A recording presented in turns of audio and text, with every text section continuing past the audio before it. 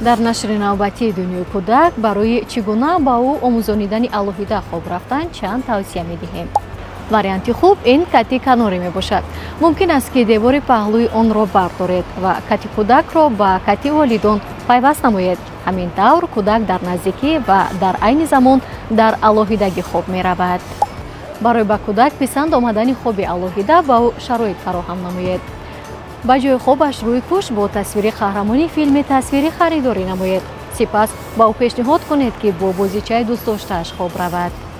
пеш аз хоб рафтан бо кӯдак ҳатман ягон амалии шавқовар анҷом диҳед.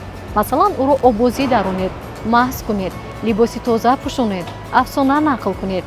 ин гуна маросимҳо муҳим мебошанд ва онҳо кӯдакро ба хоб омода мекунанд. меваҳои пухта соидашудаи нури зулол аз ширкати ёби зулол маҳсулоти аз ҷиҳати табиӣ тоза ва бидуни иловаи рангу тақвиятдиҳандаи мазза буда барои сеҳати кӯдак ва хоби бароҳаташ муфид мебошад.